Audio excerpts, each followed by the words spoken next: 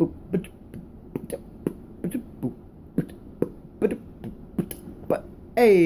it's Mojo the Leprechaun here with the first installment of a little series I'm going to maybe call I'm thinking Midnight Movie Reviews, where I watch a movie somewhat close to midnight. In this case, we'll just finish The Giver on Netflix, and it's 1:36, so more like close to 11. But anyway, it's a Midnight Movie Review. And I'm here to give my thoughts on The Giver and what I thought of it. Now, keep in mind, before I get you fanboys, I have never read the book. Be the first to say it. I ain't never read the book. It just kind of intrigued me. This is not going to be spoiler-free review because it's been out since 2014. It's a couple years past the no spoilers thing. And besides, if you're watching a Giver review, you're either have already seen it or you've read the book or something. I like the stylistic design of having the first section of the movie be in black and white. That honestly really added. It was confusing at first, but after all the confusion and stuff is sorted out, and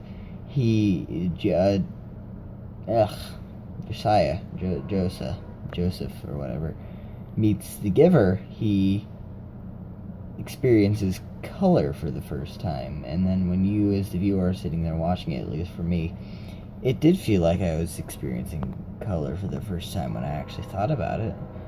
And the depth, the beauty of it all was just amazing. Overall, I think the plot was I liked the movie. I'm not saying I didn't like it, but I get it. That kind of the point is that the point is that they live in this utopian, dystopian society where no one has these memories of these great past things that were once a thing. All these memories, the good and the bad, and that they have to be very precise with their words, and there's very specific rules and things.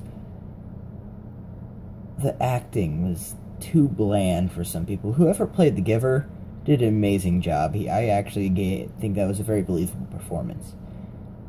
And Josiah, I can't remember the kid's name. See, he's such a forgettable character, even though he's the main protagonist. He's such a forgettable character, I forgot his name. And this is literally like 10 minutes after I finished watching the movie. Not even, actually more like 5.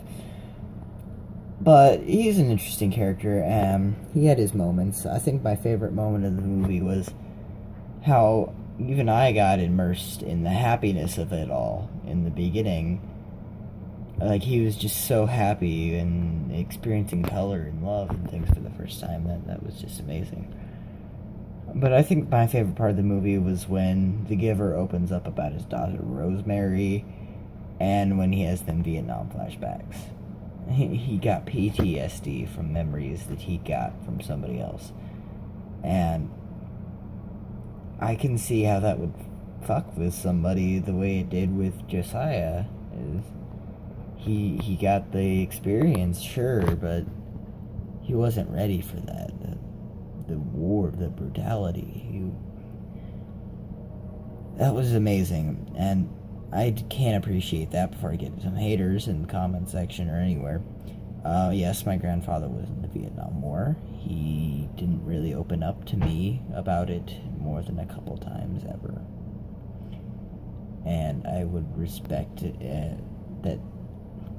I would have you respect that, and that from the little he told me from mouth to mouth, and just to see him, the way he acted when he thought about those things in this night terrors, gave me terrors, and I didn't even experience any of it. So when the Giver passes that memory on to Joseph, it really hit home with me. The plot with Gabriel I didn't really like. I think the movie could have been completely the same without it, except maybe that last bit, the very end there. But I'm not going too much into detail, considering it's a midnight movie review and it's just not going to be very long. I liked the movie. It's my final verdict. I gave it 3 stars out of 5 on Netflix for having a solid plot and some memorable characters. It wasn't quite a 4 or 5 star movie. It would have been if the acting was a little bit better and they were more clear about how some of the things worked, like the memory boundary. I don't understand how crossing that boundary gives everyone memories back. Some things were just too hard to understand for me. And maybe I could clear those things up by reading the book, because I certainly have new interest in reading the book. But anyway, good night to y'all from the first midnight movie review with Mojo the Leprechaun.